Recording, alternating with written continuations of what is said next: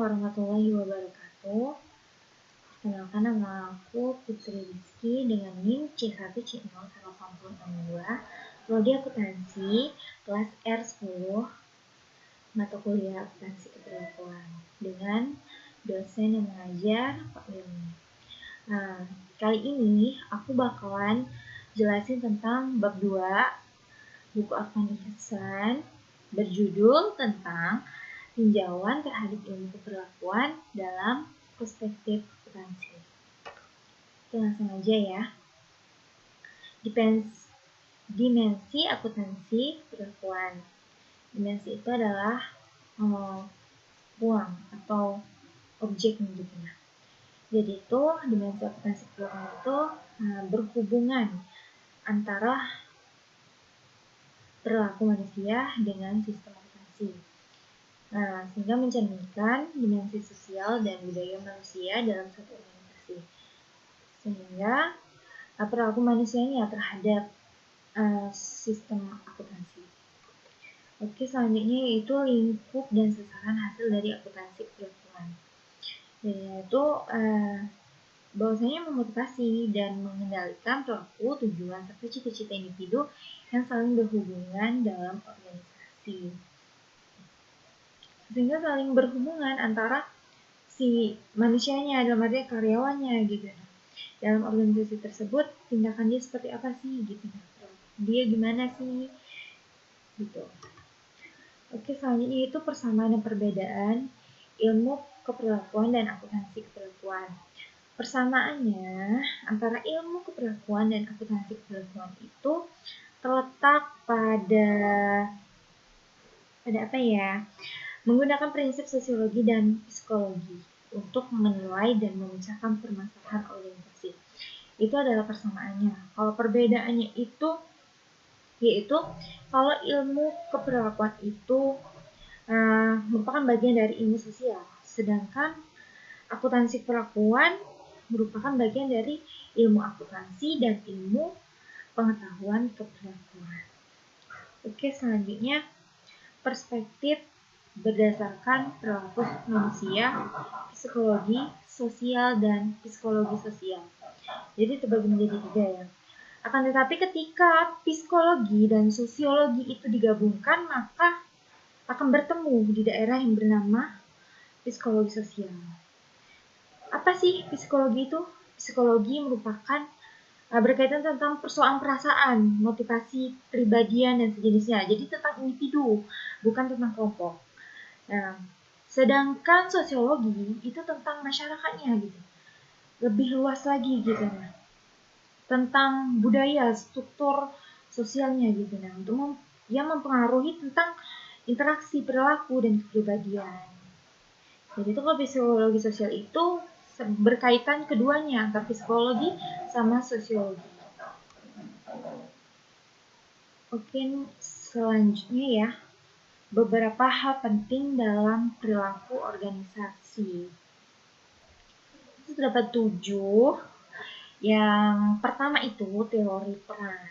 Apa sih teori peran ini? Teori peran merupakan perilaku ditentukan oleh peran sosial.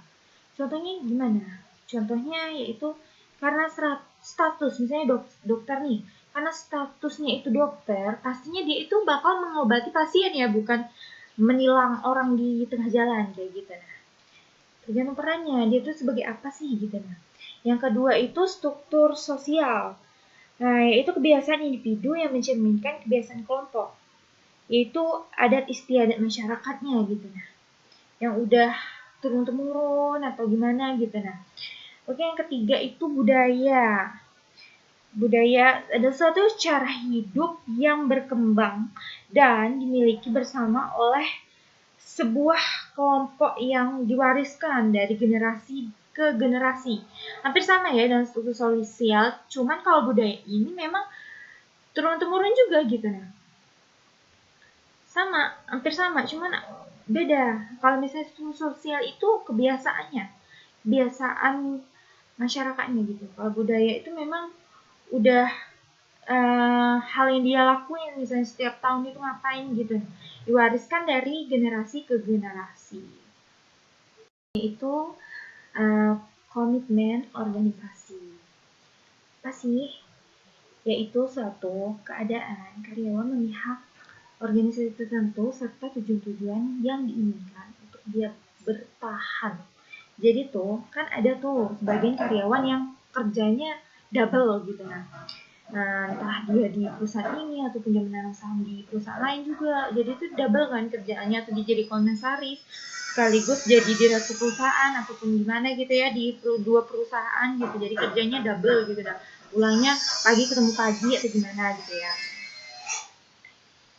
Jadi kalau komitmen organisasi ini ada faktor-faktornya, yaitu ada 3, yaitu karakteristik individu, karakteristik pekerjaan, dan yang terakhir itu pengalaman kerja. Yang selanjutnya, belum ding. Komitmen organisasi itu ada aspek-aspeknya, ada 3, yaitu identifikasi, keterlibatan, dan loyalitas.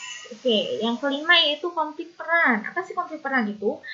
Yaitu hasil dari konsistenan harapan berbagai pihak atau persepsi adanya ketidakcocokan antara tuntutan peran dengan kebutuhan, nilai-nilai individu, dan sebagainya. Gitu.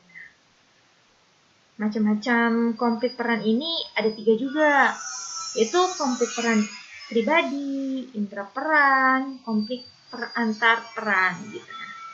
Jadi konflik peran ini mungkin gara-gara dia itu ya double 2 gitu perannya, jadi banyak hal yang harus dia pilih ya, prioritas ya gitu. Yang selanjutnya itu konflik kepentingan atau yang keenam. Itu posisi seseorang yang memerlukan kepercayaan. Contohnya gimana coba? Banyak sih contohnya. Misalnya contohnya itu pekerjaan pengacara gitu. Pekerjaan pengacara ataupun yang lainnya itu banyak ya. Direktur itu kan butuh percayaan ya.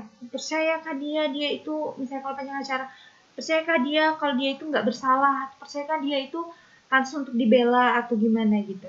Oke.